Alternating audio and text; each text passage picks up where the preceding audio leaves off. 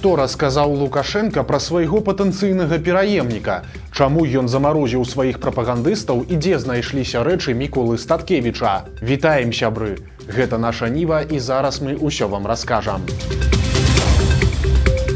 Лукашенко дэманізуе Польшчу, марозіць прапагандыстаў і разважае пра пераемніка. Сёння ў так званы дзень народнага адзінства ён сабраў у палацы незалежнасці ажно 56 чалавек. Іх абазвалі ідэалагічным актывам, а таксама гістарычнай ды экспертнай супольнасцю. Такой пафаснай назвай акрэслілі ідэолагаў, прапагандыстаў і персанажаў кшталту Юрыя Васкрасенскага ці Андрэя Дзерманта з Пятром Пятроўскім. Апошні, дарэчы, выгуляў у палацы незалежнасці Фрэнч як у Сі Цзіньпіна. На гэтую сустрэчу запрасілі нават двойчы кандыдатку ў прэзідэнты Ганну Канапацкую, якая некалі адыгрывала ролю апазіцыйнай дэпутаткі. Але ж апошнім часам яна ўдала абслугоўвае лукашэнкаўцаў, а яе заявы добра ўпісваюцца ў канву дзяржаўнай прапаганды. У палацы незалежнасці гасцям давялося трохі памерзнуць. Наталля Эйсмант пахвалілася, што на тэрмометры падчас нарады было ўсяго толькі 16 градусаў. Хаця на вуліцы ўжо далёка не лета, звычкам гаспадар палаца незалежнасці вырашыў не здраджваць. Лагічна, што ў чарговую гадавіну далучэння Заходняй Беларусі да БССР аб'ектам асаблівай увагі з боку Лукашэнкі стала Польшча. Калі раней ён не каментаваў закрыцця заходняй мяжы, то сёння ён адыграўся па поўнай, абраўшы вельмі адчувальны для палякаў дзень. Прафесійны гісторык вырашыў расказаць гасцям, як кепска жылося беларусам пры паляках. Ім забаранялі размаўляць па-беларуску, а патрыётаў саджалі ў турму. Але ж падобна, што замест рэалій міжваеннай Польшчы ён расказаў пра сённяшнюю Беларусь. Мы должны говорить о том, что жители Западной Беларуси были лишены права учиться на родном языке, православные храмы закрывались, национальные элиты и священники преследовались. И мы все должны помнить, что польские тюрьмы были переполнены белорусскими патриотами, что нация уничтожалась и духовно, и физически самым жестоким способам. Пасля ж Лукашенко паглыбіўся ў гістарычныя развагі і прыйшоў да парадаксальнай высновы, што палякі самі вінаватыя ў тым, што на іх у 39-м спачатку з захаду напалі нацысты, а пасля з усходу чырвоная армія. Гэтая лексіка вельмі нагадвае расказы пра цяперашнюю Украіну, якая вінаватая ў нападзе России. Если бы не разделили, может быть, они сами делили бы, да и делили. Когда известный персонаж отхватывал куски в пользу свою, они же молчали и поддерживали это. Ну вот, наверное, если уже откровенно говорить, и сами получили это. Акрамя таго, не абышлося без разваг пра стварэнне пантэона нацыянальных герояў. Лукашенко, які ўсё часцей задумваецца пра свой канец, назваў гэтую тэму вельмі адчувальнай, бо важна, каб у яго былі ўключаныя толькі адданыя роднай зямлі і народу людзі. То бок героі Другой сусветнай вайны, нейкія яго прыхільнікі ці на худы канец ён сам, а з астатнімі ўсё нашмат складаней. Тоже надо понимать, кто герой, кто враг, кто внес вклад в мировую культуру, науку, историю, сохранив связь с Родиной, кто сделал то же самое, но отрекся от своей идентичности. Никого не вычеркиваем из своей истории, но акценты должны быть сделаны четко и желательно без полумесяца. Сярод іншага Лукашенко зноў пачаў паўтараць, што беларусам трэба прывыкаць, цытата, да думкі пра новага прэзідэнта. Сам ён нібыта ўжо прыглядаецца да розных кандыдатур, але ж яшчэ патрэбны час. Пакуль, па словах Лукашэнкі, ніхто не здольны пацягнуць такую ўладу, як у яго. Будучым кіраўніком Беларусі ён бачыць дужага мужика, які панюхаў пораху. Жанчына ж у светапоглядзе Лукашэнкі прэзідэнтам быць не ў стане.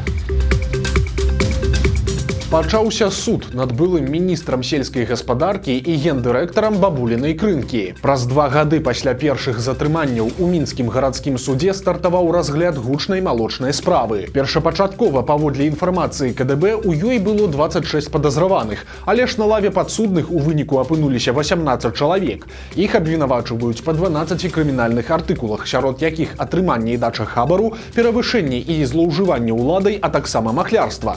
Каму канкрэтна, якія артыкулы выстаўленыя на гэты момант невядома. Афіцыйна працэс ніяк не асвятляецца. Цэнтральныя фігуры малочнай справы гэта былы памочнік Лукашэнкі па Віцебскай вобласці і міністр сельскай гаспадаркі Ігор Брыло, а таксама кіраўнік буйной малочнай кампаніі «Бабуліна крынка» Геннадзь Скітаў і яго брат Сергей Элькінд. Сцвярджаецца, што сваякі пры дапамозе чыноўніка развярнулі злачынную схему, пра якой штучна стваралася затаваранасць складаў. Затым, нібыта для іх разгрузкі, прадукцыю збывалі пасярэднікам у Расію па заніжаным кошце. Тыя ж прадавалі малочку па рынкавых цэнах, а розніцы дзяліліся з Брыло і Скітавымі. Як раней заяўлялі сілавікі, у схеме былі замяшаныя кіраўнікі іншых мясамалочных арганізацый. Некаторыя з іх таксама апынуліся за кратамі. Падчас следства браты Скітавы не давалі паказанняў супраць сябе. А вось экс-міністр Брыло беспардонна грузіў сябе і іншых. Жонка Міколы Статкевіча працягвае шукаць свайго мужа, які знік пасля лукашэнкаўскага памілавання. Днямі Марына Адамовіч падала заяву ў міліцыю, а сёння паехала ў Глыбокае. У мясцовай калоніі яна спрабавала даведацца, ці вярталі туды яе мужа, але ж там ёй адмовіліся даваць хоць якую-небудзь інфармацыю. Марыне Адамовіч загадалі звяртацца з афіцыйным зваротам, на які будуць адказваць цягам 15 дзён. Нагадаем, што ў мінулы чацвер 11 верасня Міколу Статкевіча спрабавалі дэпартаваць у Літву, аднак палітык з'язджаць адмовіўся. Ён выйшаў з аўтобуса і некалькі гадзін сядзеў паміж прапускнымі пунктамі на мяжы. Пасля гэтага людзі ў масках звезлі яго ў глыб Беларусі. Па непацверджанай інфармацыі Статкевіча вярнулі ў калонію ў Глыбокім. Дарэчы, цяпер 69-гадовы палітык застаўся без асабістых рэчаў і лекаў, бо торба Статкевіча даехала да Вільні. На ёй бірка з калоніі з прозвішчам палітыка. Сумка цяпер будзе захоўвацца ў офісе народнай грамады ў сталіцы Літвы.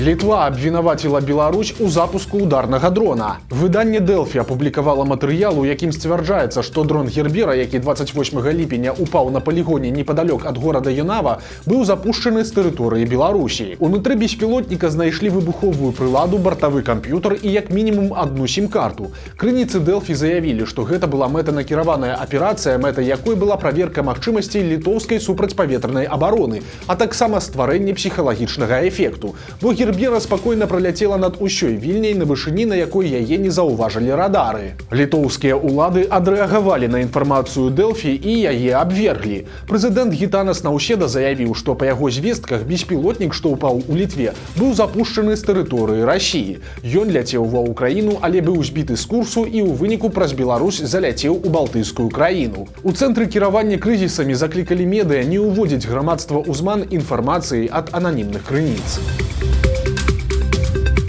Былы кіраўнік лукашэнкаўскага пула выехаў з Беларусі. Дмітрый Семченко больш за 10 гадоў працаваў на АНТ. Ён быў топавым палітычным аглядальнікам, а ў пуле Лукашэнкі быў на самых прыкметных ролях. Аднак у жніўні 2020 года Семченко звольніўся на знак пратэсту супраць гвалту, а праз некаторы час яго арыштавалі і асудзілі на 3 гады калоніі за распальванне варожасці. 12 ліпеня ён вызваліўся з калоніі ў Івацэвічах, а праз 2 месяцы быў вымушаны разам з жонкай і малым сынам выехаць з Беларусі. У Фейсбуку ён патлумачыў, што з яго статусам на радзіме ён не можа застрахавацца, адкрыць банкаўскі рахунак і нават атрымаць сім-карту, не кажучы ўжо аб годным працаўладкаванні і прыстойным жыцці. Цяпер былы журналіст АНТ пачынае ўсё з нуля ў Варшаве.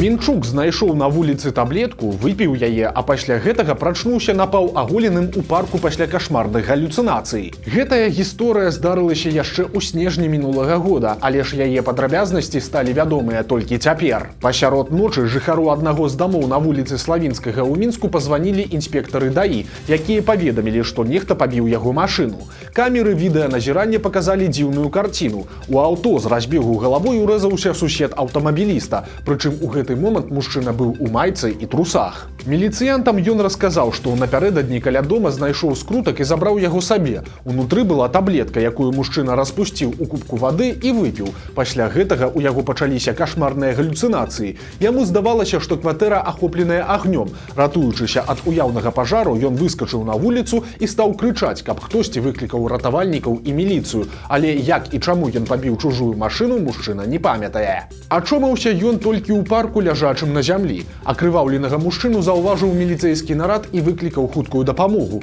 Медыкі высветлілі, што той знаходзіцца пад уздзеяннем псіхатропаў. Тым не менш, пасля выпіскі з бальніцы ён зноў выпіў з таго самага кубка і галюцынацыі паўтарыліся. Мужчына ў чарговы раз пачаў бегаць па раёне і званіць у кватэры, у адной з якіх ён нават умудрыўся скрасці мабільны тэлефон. Гісторыя скончылася тым, што мужчыну затрымалі і завялі супраць яго 2 крымінальныя справы за злоснае хуліганства і крадзеж. У выніку ён атрымаў 3,5 гады калоніі. Жыхар Калінкавічаў пасадзіў свайго 4гадовага сына за стырно аўтамабіля. І гэты інцыдэнт зафіксавалі камеры відэаназірання. Спачатку мужчына перавозіў малога на пасажырскім месцы без дзіцячага крэсла, а пасля ўвогуле пасадзіў яго сабе на калені і дазволіў круціць руль. У абласной міліцыі назвалі паводзіны бацькі недапушчальнымі і супраць мужчыны склалі 4 адміністрацыйныя пратаколы. Паездка абышлася яму ў 273 рублі штрафу. Вось такія навіны серады. Подписывайтесь на канал, ставьте лайки альбо дизлайки и выказывайте заўвагі ў каментарах. И, конечно, читайте нашу Ниву, глядите нашу Ниву и любите Беларусь. До сустрэчы завтра.